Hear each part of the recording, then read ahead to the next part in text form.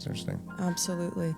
And I love the topic of alchemy. And I think we brought forward the teaching of the disease of more. So we all can relate, especially with technology and where is our attention going? And then for me, releasing the substance, thank God, I realized I was still running.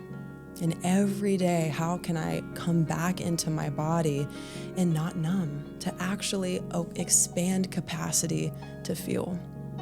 But I'd love to speak on alchemy. You brought that up, and I'd like to get to that. Yeah, please. We can pin that. The addiction aspect of the disease of more, I'm not against that. I can see that. And it also links with it almost, it's an avoidance versus a purpose, is another way I look at it, which is why it leans into that, because the disease of more, or the concept of more, is really using that to fuel the avoidance of whatever else it is that's the discomfort. And that's not to say that all marijuana users are, everyone uses a different thing for a different reason. Yeah. There are people that if they do cocaine, they can't stop using cocaine until their bank account's empty. There are other people that can have Adderall or cocaine, they can use it. And that's not to suggest that these things aren't very dangerous substances.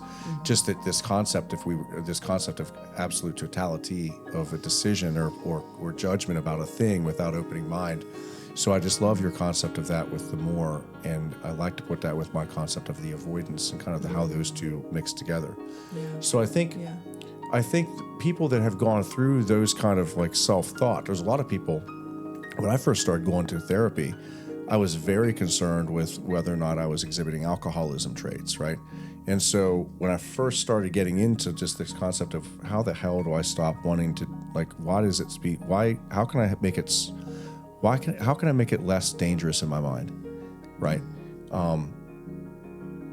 That was the really big thing for me. And then there was this, I think it's based on society and kind of the criminal defense work, but I was very concerned, because I had turned to kind of like social and like alcohol sort of scenarios that were very often my after work, events.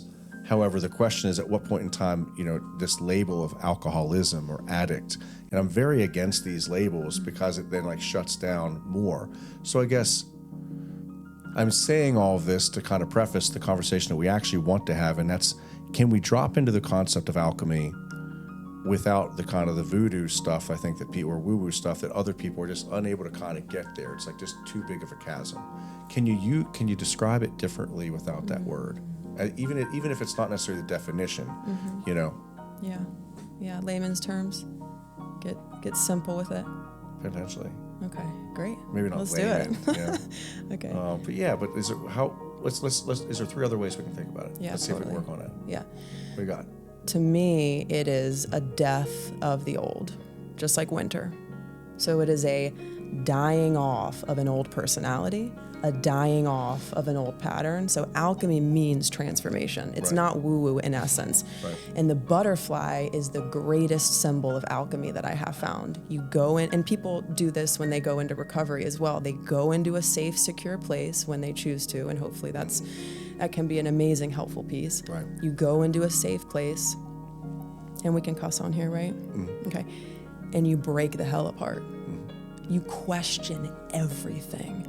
Your old reality is dying. And for me, I can feel that energy of death, even if it's dying to something that's not good for me.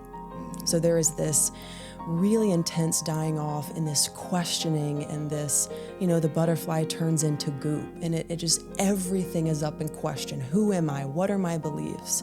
So the foundation of your psychology is being shaken. And it goes in stages, right? And it's a spiral path, meaning I don't feel that we alchemize something once or that we transform an aspect of our psyche or soul once. But we go on this journey, and here it is again, and here is the same pattern, but we're not the same. So that's how I would say it. And then the butterfly breaks down.